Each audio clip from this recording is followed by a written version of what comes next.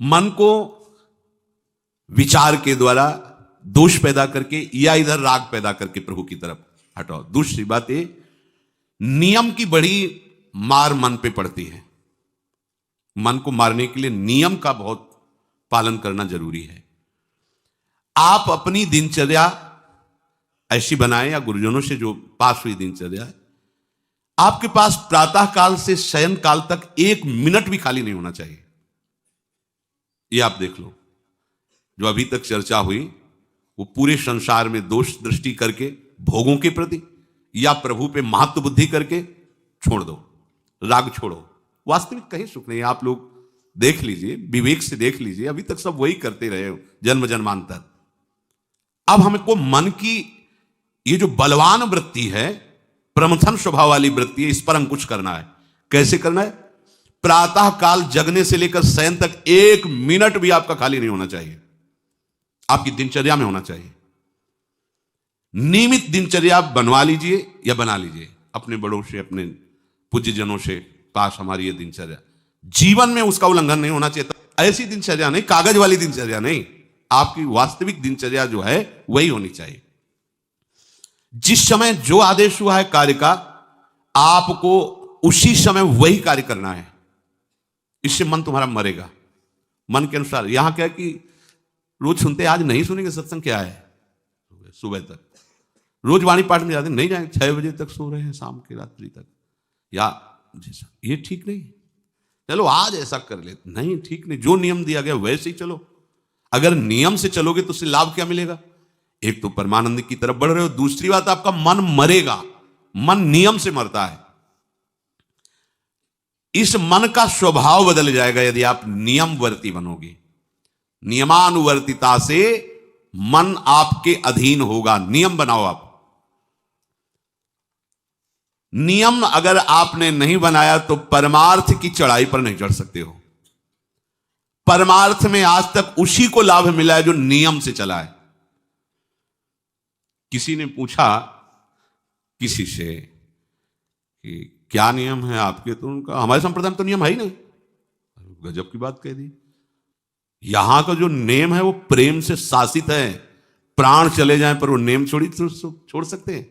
देखो ना, मन क्रम वचन त्रिशुद्ध सकल मत, नेम नहीं है। जो अब कह रहे हैं उसी के अनुसार जीवन चलाना है। प्रियालाल के सुख का नेम, प्रियालाल के नाम जप का नेम। प्रियालाल हमारे कोई नियम ही नहीं, मतलब खाओ पियो पड़े रहो केवल से। आप समझो, समझ के बोलो, ऐसे किसी को मत बोलो। परमार्थ में आज तक जिसको भी लाभ मिला है नियम से चलने वाले को प्राप्त हुआ है। इष्ट आराधना में जो जो आपको नियम मिले हैं उनमें शिथिलता नहीं होनी चाहिए, और बहुत काल तक एक नियम में चलने वाले को सिद्धि प्राप्त हो जाती है। जिस स्थान पर, जिस आसन पर, जिस समय पर जो मंत्र जितना, वो नियम होना चाहिए। ऐसा नहीं कि आज 20 माला जप लिया तो कल 10 माला जप कर लिया तो 2 दिन जपा ही नहीं फिर आगे, ऐसे नहीं होता। एक नियमानुवर्तिता। 5 मिनट का भी अंतर आपके नियम में जब नहीं पड़ने लगेगा, नियमित नियत समय, यह संतों में देखा गया है।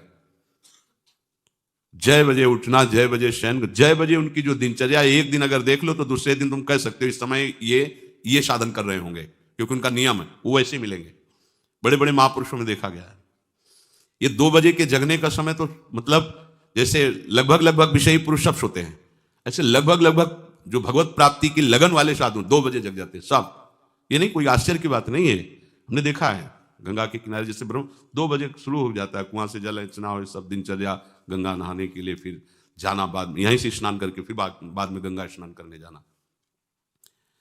जो अनियमित साधन करता है, यद्यपि साधन अविनाशी, पर मन मरेगा नहीं, मन अधीन नहीं होगा, ध्यान रखना। अनियमित, नियमित, आज 1 घंटे बैठे, कल 30 मिनट बैठे, परसों 10 मिनट और फिर आगे बैठे ही नहीं 2-4 दिन, बिल्कुल नहीं, ऐसा नहीं। चाहे 10 मिनट से शुरुआत करो तो 11 होना चाहिए, कभी 9 नहीं होना चाहिए। और बार बार दिनचर्या का परिवर्तन नहीं होना चाहिए, मंत्र का परिवर्तन नहीं होना चाहिए, नाम का परिवर्तन नहीं होना चाहिए, खाने पीने का, शयन का, जगने का बिल्कुल नियत समय होना चाहिए मन को वश में करने के लिए। ये जो लोग ने कि जब जहां जैसे आया चिड़िया की तरह चुनते रहते हैं, कुछ लोगों को तो देखा है, यहां तो थोड़ा शासन है, सत्संग में भी बोतल खोली, एक एक घूंट ऐसे थोड़ी थोड़ी देर पर, अरे मर थोड़ी जाओगे, अमृत बरस रहा है भगवत चर्चा, उसका पान करो। चिड़िया की तरह कभी ऐसे जेब में डाले, वो रंगीन पुड़ियों नहीं होती ऐसे थैली निकाला, भुजिया चवा दो पानी, ऐसे मर थोड़ी जाओगे। एक बार भोजन डाल दो, प्राण पोषण होता रहेगा, एक बार नहीं, दो बार सही। इसके बाद ज्यादा ये नहीं होना चाहिए, थोड़ा ये पाया, थोड़ा वो पाया, थोड़ा प्रसाद में मिले प्रणाम कर लिया, जरा चख लिया, रख लिया, जब प्रसाद पाएंगे तब पा लिया। बार बार खान पान से भजन में विक्षेप पहुंचता है। अगर मन को मारना है, भगवत प्राप्ति करना है, तो खान पान का समय, शयन का समय, शयन का समय मानो आप 9 बजे से 2 बजे तक, 9 बजे आप सैया पर होना चाहिए। 2 बजे आप सैया छोड़ ही दो, नींद आई हो या ना हो इससे कोई मतलब नहीं। नियम सो नियम, ये नहीं आज रात में नींद नहीं आई तो आज सो लेते, नहीं, उठो तुरंत आपकी दिनचर्या। अपने लोगों ने अभ्यास जब किया ना, तो उसमें यह नहीं कि जग के विचार करना है कि उठना है, जे ही घड़ी पर दृष्टि गई, आज तक भगवत कृपा से कभी अलार्म नहीं लगाया, बचपन से लेके अभी तक। मिले ही नहीं घड़ी तो अलार्म क्या लगाए, गग्गा के लिए घड़ी लेके कौन घड़ी देगा, गरीब किसानों के। एक समय निश्चित 5-10 मिनट के अंतर की बात नहीं कहते, तुरंत वस्त्र हटाओ, तुरंत। ये नहीं कि ओढ़ के ध्यान करेंगे, वो ध्यान नहीं होगा, वो सो जाओगे। वो पहले अगर सर्दी के समय हटा दिया, ऐसे खुले बैठो, ठंडी लगेगी, अब नाम जप करो जितनी देर तुम्हारा नियम हो, नहीं तो चलो अपना शौच स्नान पवित्रता। फिर उस शयन वाले आसन पे ना बैठे, अगर फिर नहा धो करके बैठ जाओगे तो एक नींद पूरी और हो जाएगी उसमें। और प्राय लोग यही करते हैं ना कि पहले तो बोले नहाने धोने की जरूरत नहीं, नाम जप कर लेंगे, उसी में बैठे। ओढ़ के अगर बैठ गए तो सूर्य उदय हो गए, कितने नाम जपा उनको खुद पता नहीं, क्योंकि वो कम्बल की उसमें, या नहा के जल्दी से उड़ के बैठ गए फिर सो गए। ऐसे साधना नहीं होती। स्नान करने के बाद फिर आसन में बैठकर बहुत साधारण अवस्था, ऐसा नहीं कि खूब गरम गरम कम्बल ऐसे उड़, नहीं, ठंडी लगनी चाहिए, शांत बैठ, आंख खुली, ध्यान नहीं करना चाहिए, आंतरिक ध्यान करो। आंख मूंद ली ना तो सुषुप्ति में पहुंच जाओगे। ध्यान पूर्वक कैसे, जैसे चातक स्वाति की बूंद को निहारता है, भागवत में आया कि कैसे सुनता होना चाहिए, वक्ता के प्रति चातक दृष्टि से देखते हुए, एक एक शब्द श्रवण इंद्री से वो पान कर रहा है, ऐसे शांत तो एकदम देखते हुए ऐसे पान। श्रुता सोई परम सुजान, सुनत चित्त रति करे। आपके वस्त्र पहनने का ढंग, चलने का ढंग, बोलने का ढंग सात्विक होना चाहिए। सोमवार को अमुक रंग का, मंगल को अमुक रंग का, बृहस्पति को अमुक रंग का, ऐसे चलने की भी अलग अलग स्टाइल, अलग अलग से डालना। कब अगर भगवत प्राप्ति करनी है तो सात्विक, सात्विक चाल हो, सात्विक भाषा हो, सात्विक वस्त्र हो। इनका भी बहुत प्रभाव पड़ता है, वस्त्रों का भी प्रभाव पड़ता है, चाल का भी प्रभाव होता है। अभिमान की चाल देखना, छाती में हड्डी हड्डी पर फैला के चल रहे मानो सूरवीर है, हाँ, जांघ में मांस नहीं है, केवल पैंटे पैंटे दिखाई दे रहा है, बात ऐसा अभिमान है, ऐसे टांग चला मानो। ये सब नहीं, सात्विक वृत्ति से चलो, सात्विक कपड़े पहनो। ऐसा नहीं कि अब लाल ही पहनना है तो अमुक कंपनी का आना चाहिए, लाल रंग का या पीले रंग का। कितने का स्वेटर, बोले 1,70,000 का है। अपना जीवन सात्विक हो, सात्विक वस्त्र भी वस्त्र, और हमारा चलना भी सात्विक हो, हमारा बोलना भी सात्विक होना चाहिए। अब इसके बाद उपासक को देखो, ये तो नियमावर्तिता हुई, अपने मन के ऊपर हर समय दृष्टि रखनी। उपासक शब्द इसीलिए है, विषयी पुरुष नहीं रख सकता।